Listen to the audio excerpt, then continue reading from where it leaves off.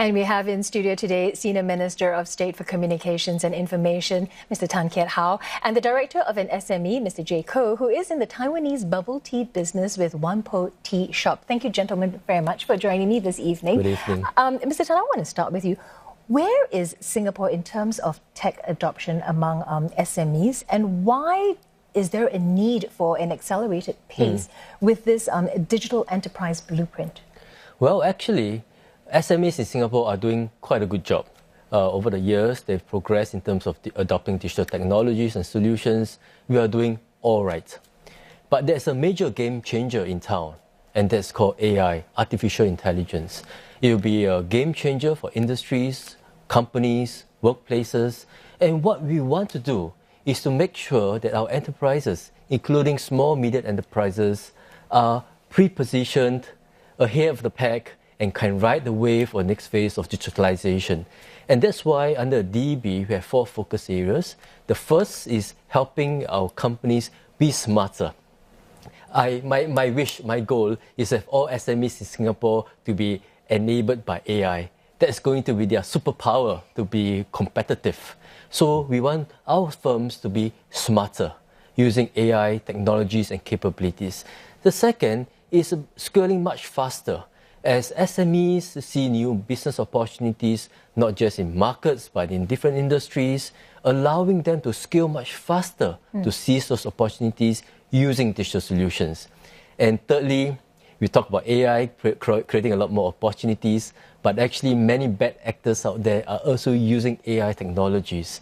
And cybersecurity will be an important consideration for SMEs. So as you become smarter, scale faster, please also be safer. You don't want to be those enterprises whose one strike and you are out. One cybersecurity incident and you cannot continue your business. So how to be more resilient? And importantly, we always have our workers at the heart of what we do. Helping our workers make full use of the digital technologies to able to raise productivity, get better pay, and better work-life balance. Right. You mentioned about, you want this SMEs to have this superpower. But, are there certain types of SMEs that are resistant to digitalization? Can you give us, some examples? Or are there certain industries that could be, perhaps maybe slower to the game of digitalization?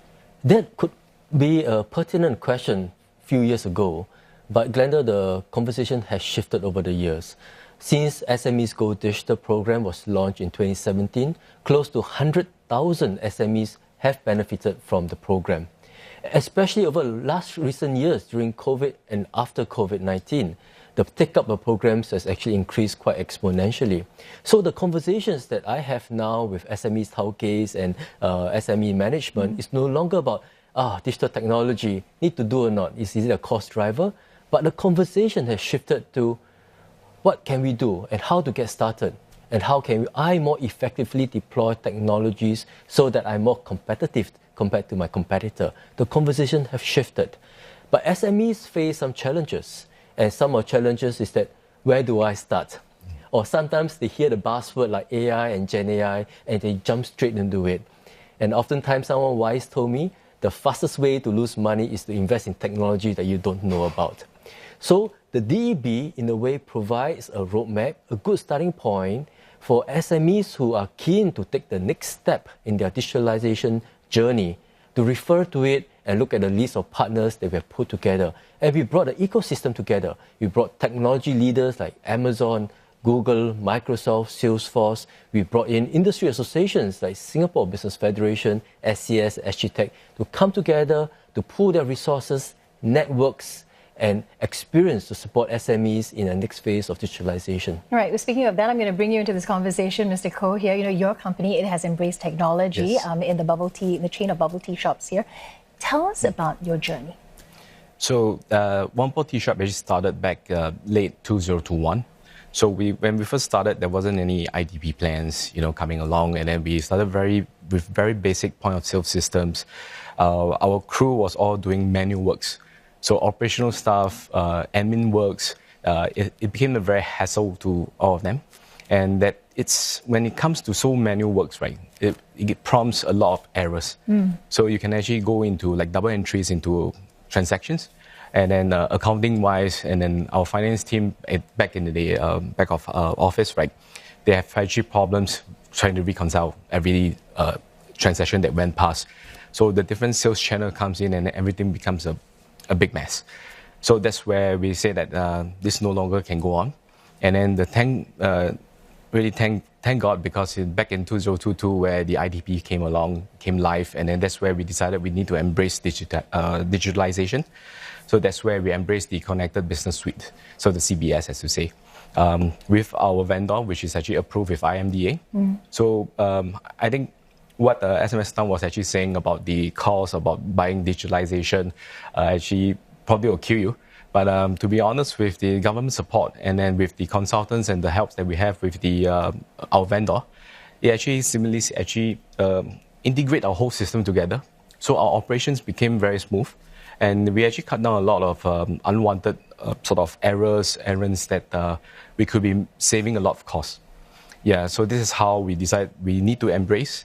And there's a lot of good things that comes along with it. So, right. Yeah. Well, we've heard Mr. Koh mention there, right, as well as the cost. So, Mr. Tan, what are some of the big concerns, that you've heard SMEs raise about digitalization and, AI as well? Well, in addition to some of the things that Mr. Koh raised, and which is addressed through the different initiatives and programs under the Digital Enterprise Blueprint, the SMA Go Digital, one important area and concern that has been recently raised, and the voice is getting louder, is around cybersecurity. SMEs know that most of the time they are not the target of cyber attacks, but oftentimes they are the collateral damage. Whether it's ransomware, your data get locked, or your officers get scammed, phishing sites, for example, and your client data get phished away, or cybersecurity incidents that leave you crippled. You're unable to serve your customers, and customer trust deteriorates. So SMEs are concerned, and under the Cybersecurity Agency survey recently, we found that 8 in 10 of SMEs encountered a cybersecurity incident, and almost all of them suffered some form of business damage, reputation loss, or some form of loss. So many SMEs said, yes, cybersecurity is important, but where do I start and what do I do? And under DEB, we take a two-pronged approach to support SMEs to be more cyber resilient and cyber secure in the digital economy. What first prong I would say is stronger locks. The second prong is safer streets. So what is stronger locks? It's like in a physical world, you have a security system in your house. You lock your door before you go out of your house and make sure you have a strong lock system, right? Likewise, in the digital world, SMEs need to invest in that stronger lock for their digital ecosystems, have a right investment in cybersecurity tools, skill sets, and systems. But if you have the strongest lock, but you stay in the most dangerous estate or neighborhood, doesn't help you. So how to make the ecosystem safer for our enterprises? And CSA is working through the industry digital plans to incorporate cybersecurity considerations in them, and also working sector by sector to uplift the sector's cybersecurity posture. Right. So stronger locks and safer streets. Right. We've heard there, Mr. Koh, what Mr. Tan said about, stronger locks. Yeah. How has the adoption of integrated digital solutions, helped your business then? I believe that's actually helped us very dearly, because what happens is that the whole integration went into our operations. So back, it's actually from the front counter all the way to the back end. So example, like pay now systems where, previously we have to manually check every customer's mobile phone to see if transaction goes through.